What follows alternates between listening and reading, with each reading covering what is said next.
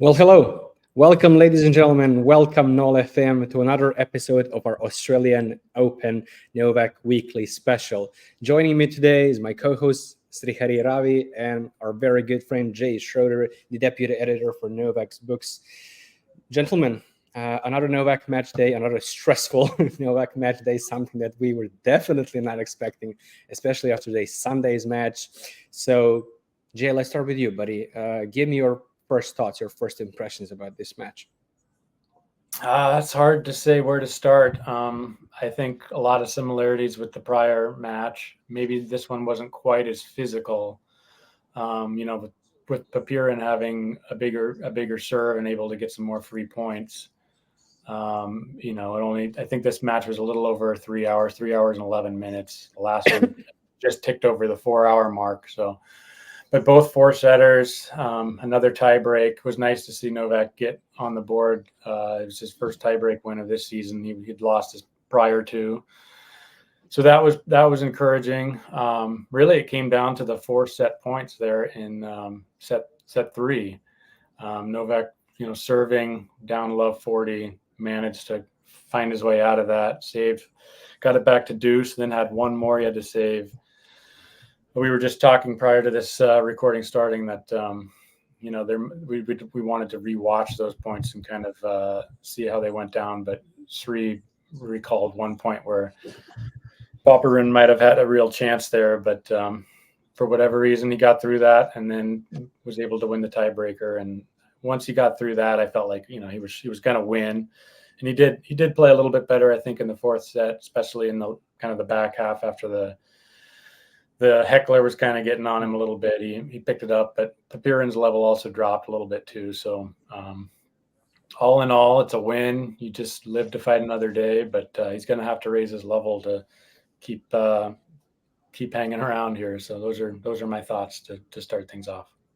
Yeah, but as you said, the win is the most important thing ultimately. As you guys know, Novak outlasted Alexei Popyrin 3-1, 6-3, 4-6, 7-6, and 6-4. It was almost a similar match as we saw on Sunday against Dino Prizmic. Novak winning comfortably, I would say, the first set, then dropping second, and then again struggling in third, and finally finishing everything up in the fourth. Srihari, buddy, again, as I said at the beginning, we were not expecting this. We're really hoping for this match to be a lot easier, a lot less, basically stress-free compared to the Sunday's one. We didn't get that. It was actually more stressful, in my opinion. What did you see, and why did Novak struggle again? Yeah, first of all, I'm not too surprised. Like I mentioned to you in the previous episode, that Novak, I thought he could drop a set to Popyrin, but I did think that it wouldn't be anywhere nearly as physical, as a match as the first round was, which was upwards of 4 hours. I'm not sure how long this was, but pretty sure it was 3:12, 3 hours, yeah, 12 okay. minutes. Right. That which is normal for a four setter with a tiebreaker in the Grand Slam. But yeah, that being said, I do think Novak played at a higher level in the first round match, and that scoreline and the way that match progressed had more to do with Dino playing an amazing match than Novak looking scratchy or not up to his standards, which was the case today, I felt, because I didn't watch the first set. I caught the action from the second set onwards when Popyrin was up a break in the second set. It started from there when again, two comfortable holds to love for Popyrin, and then he's serving for the set. He gets broken, but it's not like Novak really did anything to get that break back. Popyrin just sprayed errors all over. But yeah, Novak wasn't clutch enough. He gets broken immediately after, and he loses the set. And again, Popyrin is cruising on his serve until 5-4 in the third. He has those 4 set points. So yeah, until then, there were way too many errors from Djokovic, uncharacteristic as well. It again, it wasn't even like he got into that lockdown mode that he usually gets into at that stage. He barely was able to save that. I mean, I think a couple of good serves, and the third set point was saved by a not so great backhand volley. But as Jay mentioned at the beginning, or not at the beginning, before we went live, and we sort of had a chat about the proceedings of the match, it was good enough. And then, of course, the fourth set point, he got a little fortunate. It could have been a different match if Popyrin was 2-1 up, but again, there were signs of him also not being able to manage his nerves. The lack of experience, lack of big match play came to the fore. And yeah, it was a decent level from Novak in the tiebreaker.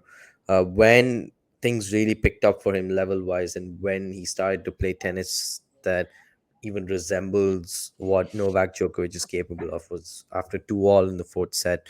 After what we know happened. He was heckled by that spectator, and that just got his juices flowing. And yeah, all in all, sort of a below average performance, I would say, for his standards. And but then historically speaking, we know that the Djokovic from the second week onwards, or even the quarterfinals onwards in a slam, that's when he starts to crank it up several notches. So Yeah, that's true. assuming that's still the case, I sure hope so.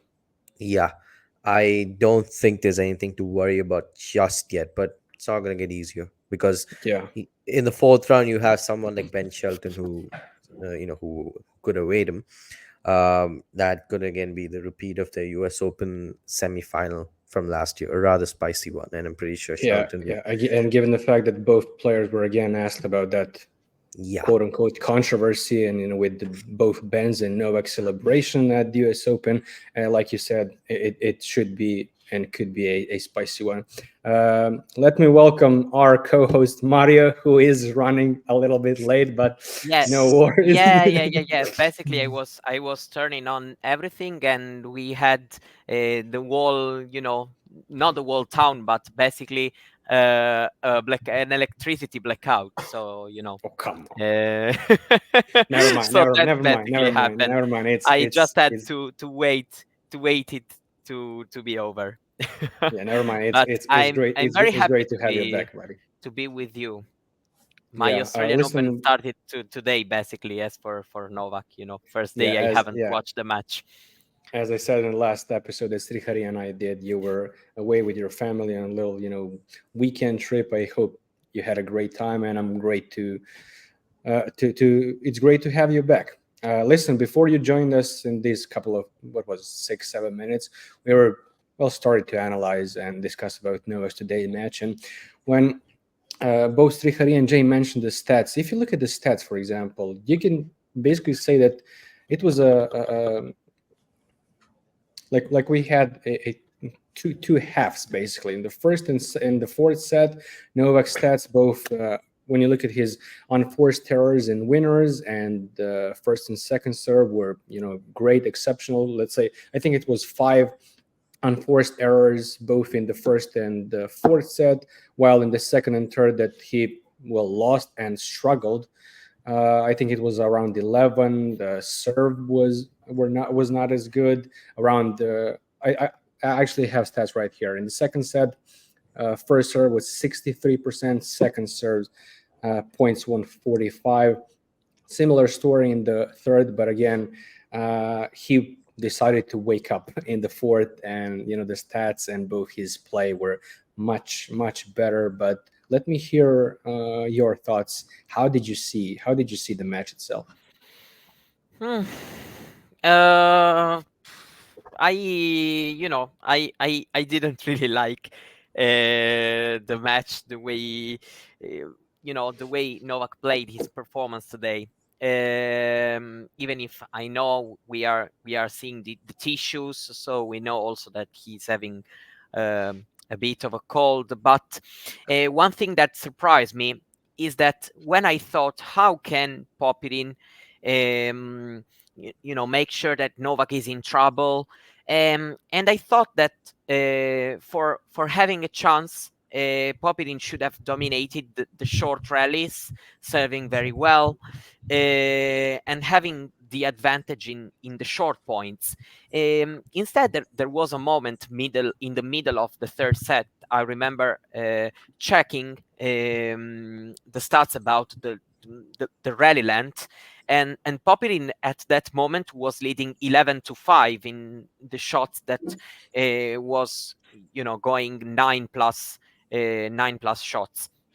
And that was pretty weird, considering also not only the quality but the characteristics of the two players, because Popyrin is a guy with a big serve who likes to hit well with the forehand, so closing with the serve +1, being aggressive.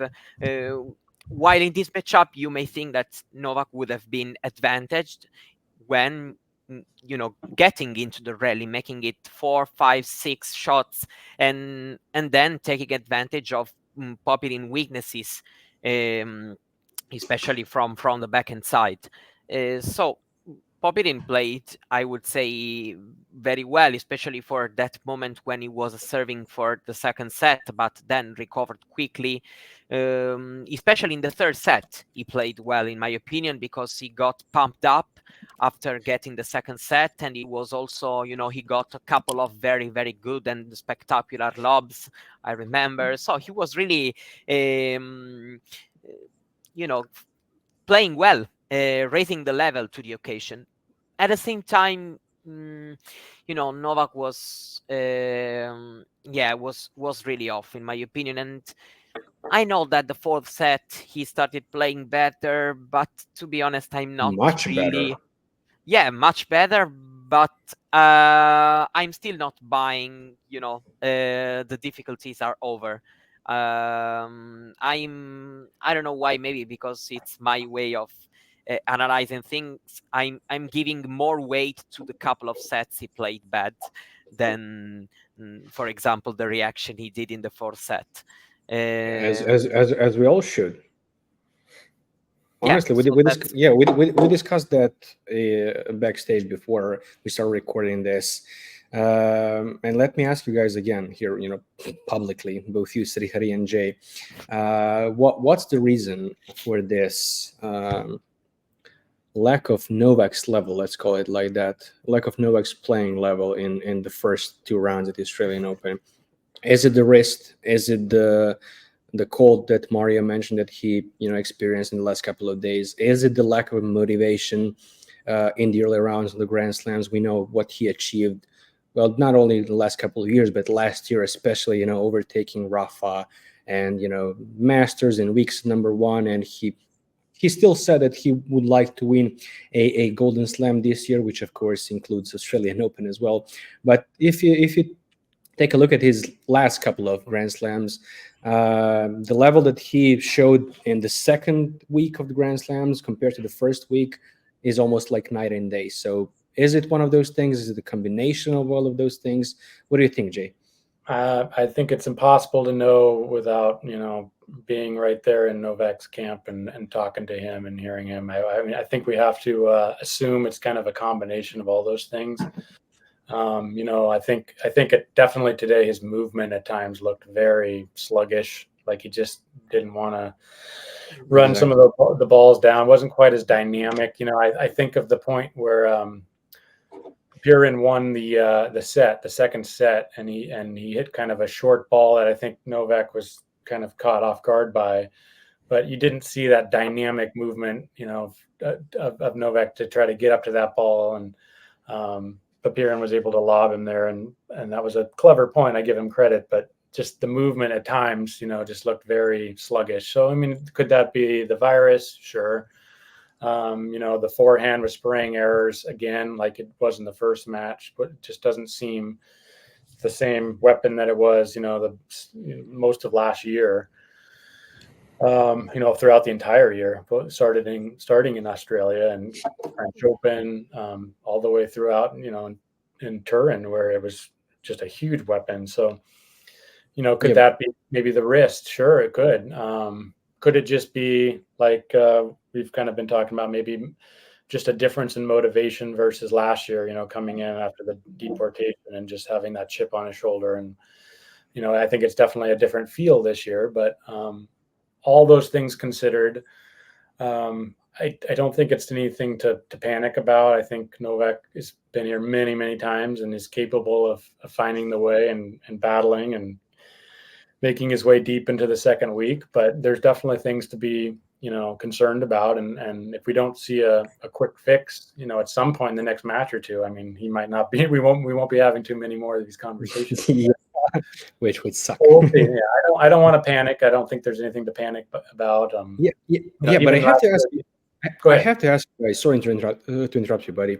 Why do we still have this urge to panic when it comes to Novak, especially the Grand Slams? Because all of us were watching the match today and following tennis Twitter, especially NoleFam Twitter, and a lot of them were panic. Again, if you look at the couple of last Grand Slams that he won, the number of times that he came back for whether it's one set down or two sets down, and he literally looked exactly the same, as you described. He didn't look like he had a will to live, let alone play that match.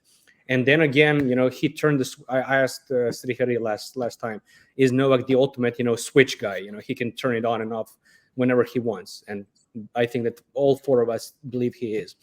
So why then we have this urge to panic, even with the most minuscule situations, like it was both today and the last match. Again, far from ideal scenarios. We would all like for him to win in straight set and spend as less of time as possible on the pitch in order to preserve energy and everything else. But why? Why do we feel? Yeah, I'm glad you mentioned way? that. Actually, I'm glad you said that, because I was going to say that as recently as the U.S. Open last year, he was 2 sets down to Laszlo, his countrymate, and it looked pretty darn bleak then. I'm sure a lot of people were panicking, myself included. So, yeah, the first thing I saw when I woke up that morning, Novak 2 down. What the hell is going on? I think it's just human nature. I mean, both Novak and his fans, I think, or any player, that you're watching a match. It's an emotional roller coaster ride. I mean, it's very difficult. I mean, the margins are very small, even for somebody as outrageously good as Novak, even at the age of almost 37. I mean, the expectations on him are just so high. The crowd, I think, is a factor too. I mean, he's playing a hometown player, and he mentioned that actually in his press conference, that it wasn't a great atmosphere for him. I mean, that can. He's been in that situation millions of times, but it's not easy. And I think he'd much prefer to have a pleasant crowd that's willing him on, and he's got the majority of people behind him, and he didn't have that at all today. And he's a huge, heavy favorite. The expectations are such that he's going to just blow through it in straight sets, and it doesn't always go that way. And you have to give Popyrin some credit too. But yeah, so I don't think there's much to say other than it's just human nature. So maybe one of you guys have something you want to add to that. I don't know. Yeah. So do you guys maybe think it's because, and I've seen this thought a lot on Twitter in the last 12 months, is because of his age, and when is he possibly going to retire? We should enjoy as much as we can in these last couple of years. Do you think that is a factor in us panicking every time something doesn't go our way, especially our ideal way for him?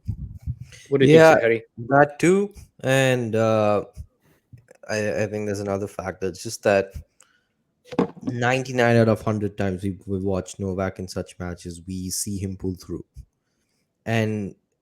But each match, progressively, when we watch him get into a four setter or 5-setter, when he's doing battle, we wonder, okay, is this when he cracks? Is this when law of averages shows up? And you texted me that. yeah, exactly. I mean, law of averages exists, and is this the match where he finally cracks and he's not? I mean, it happened in the Wimbledon final, of course, last year, but that again it's such an anomaly. It was he's lost only 2 5-set Grand Slam finals and 2 Wimbledon finals also. So yeah, the odds were basically stacked against Carlos going into that match, all things considered. But still, he won. Um, yeah, or then we do fear that as well, because we sometimes take comfort in the fact that, well, this is Novak, he's there doing battle, and we trust that he's going to come through, no matter how difficult this scenario situation looks like. But what if he doesn't? That is the biggest fear psychosis for us. Second is, yeah, I do agree with the fact that he's not getting younger. As amazing as he looks on court, you couldn't, if you didn't know, you couldn't tell that he was 36 or 37. You probably think he's 27 or 28. So yeah, we definitely know that, theoretically speaking, the clock is ticking for him, and the fact that he's playing at such a high level for a prolonged period of time in his mid I would say in his 30s in general. It's something we never saw coming, and we, again, it's out of the ordinary, because we have, I think most of us here have been watching tennis during, from a generation when players hit 31, 32, or 33, they start to fade away and eventually retire. But we have witnessed, three players who basically won multiple grand slams at the age of 34, 35, 36. So they're just out of the ordinary, especially Novak, having won 12 slams, I think, if I'm not mistaken, in his 30s. So yeah, these two, I mean, there are two reasons, and number three, which just because, I mean, that's just the psychology of any sports fan. Really, you don't want to see your player lose, plain and simple. So yeah, this is why, this is what I think. Yeah, Yeah, Mario. for me, it's also that when it's just one match, you just maybe think like, okay, we're in trouble today. He needs to overcome this, and okay, but I can imagine that maybe in some of the fans' mind, didn't play amazing in the first round, didn't do it again in the second round. So it's back-to-back matches that Novak is kind of struggling, and so I can imagine that maybe people, since the goal, I mean, for a player like Novak, the goal is to win a major. I don't think that another quarterfinal, another semifinal means anything particular. So maybe the fans also start projecting themselves to the later stages. So for example, what if in the fourth round we meet, and what if this happens against, I know that it's not Novak a lot of times just starting playing better, let's say out of nowhere. But I think that it's a combination of all the fact that both of them said earlier, and also the fact that having been back-to-back matches that things didn't really go well, and so I can imagine that fans start a little bit overthinking about also what can happen in the next matches. Yeah. Let me ask you guys this: what was the turning point for this match? Was it the fourth break point that he saved in the 10 game of the third set? Was it the tie break and the third ultimately that won him the third set? Or was that big confrontation he had with that Hackling fan at the beginning of the fourth set? I would say I the tiebreaker, because I mean, at that point, the heckling base, if anything, pushed him over the line quicker than we thought, and just raised his level really. Because at that point, I don't think anybody saw even the possibility of Novak losing after he was 2 sets to 1 up. I didn't think so. Um, I did No, definitely. I he feared the showed up prospect. after that. Yeah, he showed up exactly. I feared the prospect of him losing when he was facing those set points in the third. Not that he would have just faded away, but the way he was playing was just not like him at all. And again, going back to what I discussed earlier, what if he's not Superman either? What if he's not able to flick that switch and he continues to unravel and play it, at that pretty atrocious level that he was playing at in the second and third sets? The match is done. If he were to lose that third set, but that didn't happen. So I would say the tiebreak was definitely the turning point. where he did buckle down a little bit. I don't think there were many errors, if I'm not mistaken, in the tiebreaker from Novak. So yeah, that I think that was the turning point, because I wasn't convinced even when he held for 5-all, because he was again serving to stay in the set. Popyrin was still taking it to him. He didn't just fade away. And I think it was, what was it, 7-4 in the tiebreaker. It was pretty close even then. So that's when Yes. I was like, okay, fine. He probably has it in the Jay, back. Jay, how do you see, buddy, the match unfolding if Novak lost that third set? Yeah, it's hard to say. I mean, we'll never know, I guess.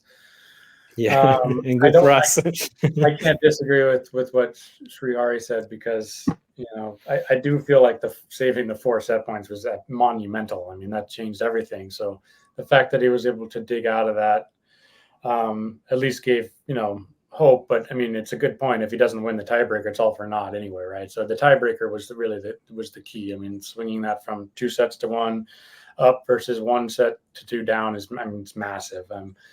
Do I think it's just it's over and dead? Had he lost that third set? No. I mean, I think Novak's shown us many times that he's not going to just go away. I'm sure he would have fought and figured out a way, and it would have been interesting to see Popyrin trying to finish that match out, close it out. Did he have the the experience and the know-how to get that done? It's a big question.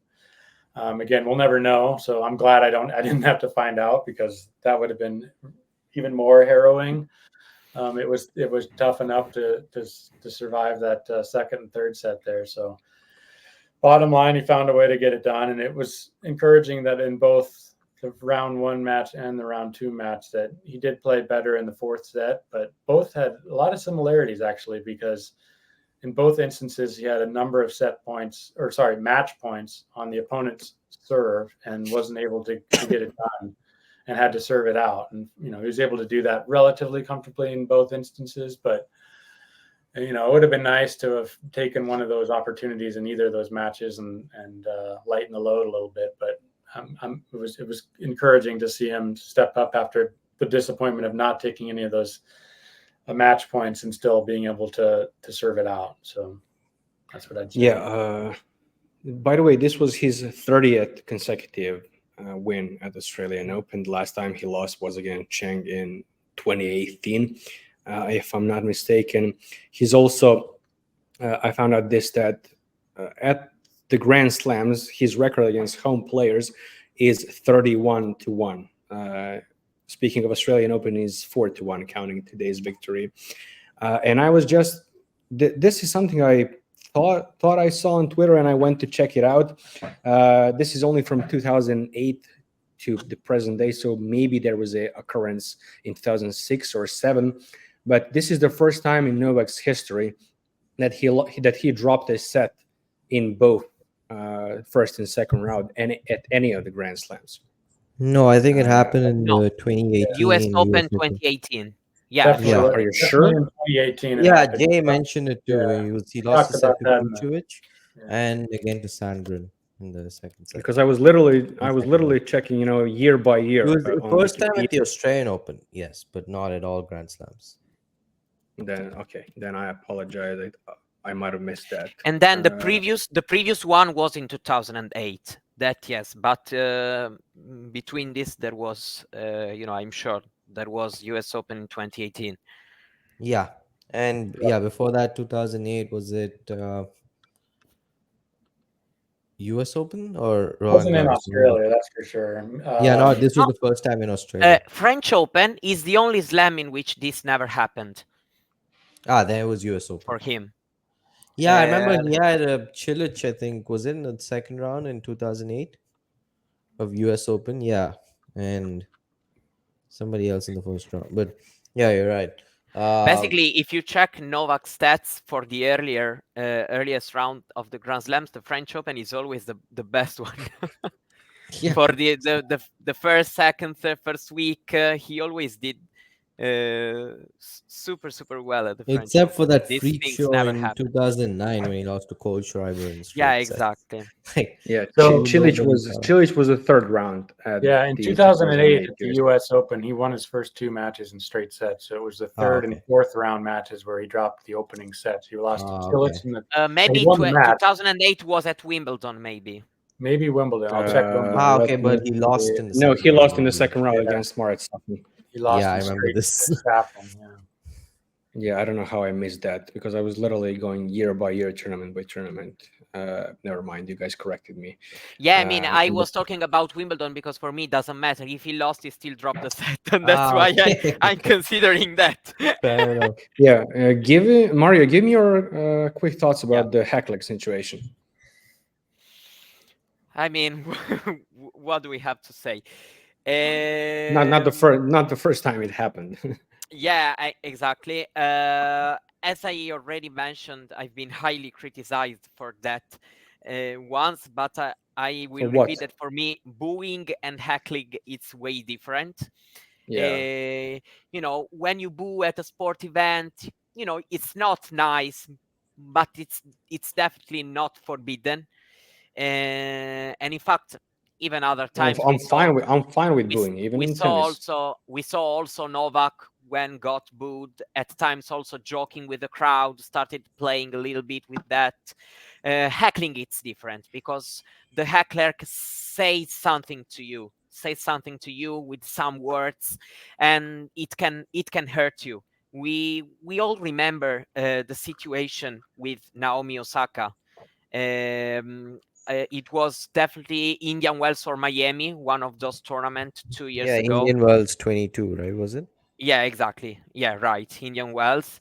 And we know, yeah, Osaka was not already in a great state mentally. So, but that is a situation that for me is great to explain how heckler can hurt the player on court. It's definitely, you know, is something that we have to fight, but it's difficult to fight because there's you know, you can check, you can just then recognize the person and exclude him for every other upcoming sports event if he said something that is not acceptable. It's definitely horrible. And you know, so I have nothing really to comment about Novak's behavior. He just said, you know, calm down and tell this to me right here in front of me, face to face. And it's definitely fine because it's never good to face a situation like that. So I think most people who just criticize it, it's easy for them to sit on their couch and, talk about how he should have been diplomatic or been the bigger person, when day-to-day experiences, if somebody walked up to them and just said mean things to them unprovoked, of course they're not gonna like it either. So By the way, his new best buddy Nick Kyrgios really loved that interaction. Okay. Do you think? I have a question for the rest of you. Do you think maybe it's some of the Kyrgios influence rubbing off on Novak, where he's being more confrontational with these hecklers? That's just the Serbian in him. No, we haven't seen it for so long in Novak, so I wonder if at all. No, that started before Nick Kyrgios last year. I mean, that's also true. It exploded. Yeah, it exploded after I that. just think that it's the opposite. It's Kyrgios that has to learn something. That's true, but I meant and maybe spend less time on words Twitter. that he said, specifically the words that he said, which were, what do you call? Yeah, when come to me and say that to my face, and when I asked him to do that, the words disappeared. That phrase alone was important for me. It's not like he's never clapped back at people or responded to them. It was that phrase alone. It's basically the same thing about social media comments and all this stuff. All these people writing all what they write on on Twitter, on the Instagram comments, and then if they meet Novak face to face, or this applies also to every other player, if they maybe meet the player face to face, 100% they don't say anything, and maybe they also ask for a signature or for a selfie with them. It's basically the same level of hypocrisy. Let me ask Jay before he leaves us, which I'm really sad to hear. But what should we expect from Novak in the third round? I think, how would you if you're in his team, if you're his coach, how would you prepare him for the next round against Thomas Etcheverry? I think he's going to need to be prepared to be very physical, because Etcheverry is not going to make a lot of unforced errors. He doesn't have huge weapons, but he'll fight for every ball, and I expect a lot of long rallies. The conditions this year, I'm surprised. I feel like they're dramatically slower than the last three editions. I'm not sure if that's actually the case. Maybe it's just my eyes and they're playing tricks on me. I'd have to really look at the data, but and maybe Novak's level is obviously played a big factor in the first two matches, going 4+ and 3+ hours. But just in general, I feel like the conditions are slower this year, and maybe you guys can corroborate me on that one. But I don't think he can just go out there and just blast anybody off the court. He's going to have to really fight and work and run around and build points and construct points and be willing to grind against a guy, a South American player who doesn't miss a lot of balls and is gonna make you work. And I think it's going to be a difficult match if he's not physically sharp, and if the virus is lingering, if the forehand's not firing, it's going to be a tough match. So I would say start there. Make sure that the legs are in good shape to be out there for another 3-4 hour match. That's kind of where I would start with. Yeah. Okay. Thank you, buddy, so much for joining us today. Hopefully we'll see you on Friday. Have a nice rest of the day. We'll stay a couple of minutes more, and yeah, then we'll conclude. Thank you, buddy. I appreciate it. Thanks for the Jay. opportunity. See you Thank guys. you. Have a good Always, man. Okay, it's just the three of us. Let's wrap this up. Well, The if I big, can, the real big three is here. Yeah, if I Mario, can, because you are apart from being our tennis expert, especially our specialist for South American tennis, especially Argentinian. Tell us something. I was just saying that I wanted to spend a couple of words about the next match and the opponent. Yeah, of course. That's what I'm that's what I'm going to ask you.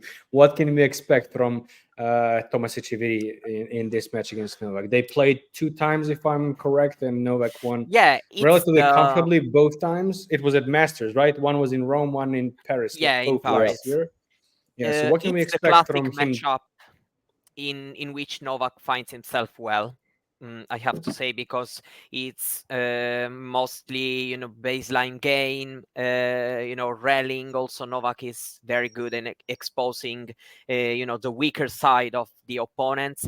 But for sure, considering Novak's level of the first 2 matches and also how Etcheverry played, I've watched all the whole match today from Etcheverry against Monfils. He really impressed me, not because I don't know how he can play, but I'm really seeing a great rally tolerance in this tournament from him. Great, the backhand is going very deep. Being solid today, he's had an amazing performance, especially from the mental point of view, because the crowd was literally chanting for Monfils, and after all the break points he saved in the third set, playing well and a kind of fearless, and so I feel that this match can be a little more difficult than the previous 2 they had. I still think Novak will prevail, but I'm expecting Etcheverry to struggle a little bit less, in the backhand, on the rallies from the backhand side against Novak that in the previous two meetings. And I just think that Novak needs to be better prepared in doing better. Most of all because I think that mentally Etcheverry is a better player than Popyrin.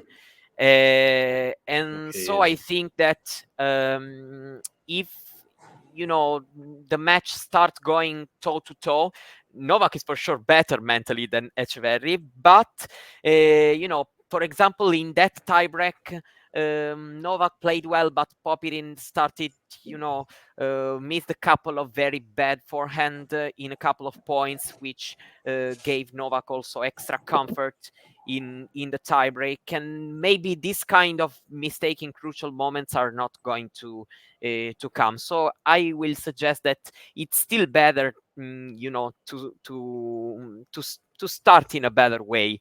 And even if it may seem, something obvious, it's just because mentally Etcheverry is tougher than what Popyrin is. Yes, Srihari, let me ask you this. What should Novak's team focus on? What should they try to exploit against Thomas on Friday? I mean, yeah. Mario, I'm sorry. No. No, If it's Srihari for is you, I don't looking- know. Okay.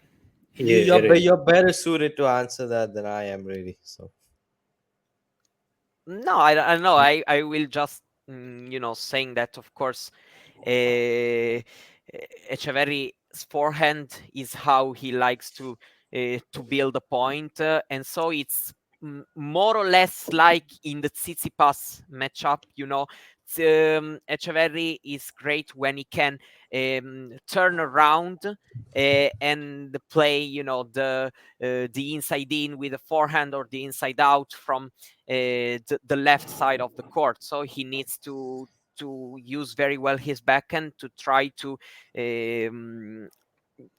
not let Etcheverry to make his game, open the angles with his forehand. I don't know if you are thinking about also something else. Give us your thoughts, Srihari. yeah, I think Etcheverry is just a much more solid player overall than Popyrin. Prismic is still quite raw. He's only 18. Has a long way to go. Etcheverry has been quite more established player than these two, especially over the last year. And the fact that this is going to be a slower surface, then I think it'll be slower than Bercy. When they played in Rome, actually, Etcheverry had gave Novak quite a bit of trouble in the first set. I think he was up a break for a while. I don't know if he served for it, but he was up a break. And I watched that match in Bercy, and I think that Etcheverry just committed way too many errors over there. I think it was not an ideal matchup for him in those conditions, is what I think. And and I most likely I don't know if it's gonna be a day match or a night match, but if it's a night match, it would work better in a way for Etcheverry because the court is gonna be slower during evening conditions. But I can't think of any standout weapons that Etcheverry could bring to the table that can put him in a position of genuinely troubling Novak, the way Dino did or the way Popyrin did. Both players were not too far away from a 2-1 lead, for example. I don't know if Etcheverry will ever get to that. I don't know. I don't consider Etcheverry, at least right now. Then Prismic, of course, will have, his time to grow and to develop his tennis even more. But I consider these two as kind of the same, let's say, kind of player, really solid. And in my opinion, Novak, if he brings his tennis well, he doesn't struggle with this kind of player. But this is also the kind of player against which, when he's not feeling himself, and he can start having trouble because maybe he's not able to close the point. The forehand, for example, is not giving him a couple of winners or possibility to come to the net and finish the point, which was the problem in the first match for what I I have known and the images I've seen of that first match. So I think that the issues can be, similar to the first match rather than the issues he had today, because today was totally different kind of player. Yeah. Before we wrap this up, give me your quick predictions. Okay, my is that this time Novak is going to do it in straight sets, but I think that he will have the first 2 sets will be tough, and then maybe an easier third set. Yeah. You, Srihari? Yeah, somewhere something similar to what Mario said. Maybe like the match Djokovic played against Fokina at RG, for instance, last year. Something like that. Not as close, but still. Yeah. I can see Thomas just going toe to toe with Novak for maybe a set or two, but I don't see him really troubling Novak, so it should be straight sets. Or if Novak just capitulates and plays a horrible set, maybe 4. But I love that, honestly. Okay, that would be it for today's episode. I love that. Yeah, that would be it for today's episode. I want to thank both of you, both of my co-hosts, and especially Jay, who was with us for the first 37 minutes. I really hope that all 4 of us will be back on Friday. And guys, Yeah, sure. I didn't do it at the beginning, but I'll do it right now. If you are watching us for the first time or you haven't done that already, please consider subscribing to this channel. Also, try to leave a comment down below, like this video, share it, and follow us on social media. All the links are in the description down below. That would be it, as I said, and I'll see you guys on Friday. Idemo, Nole. Yeah. Right. Thank you, guys.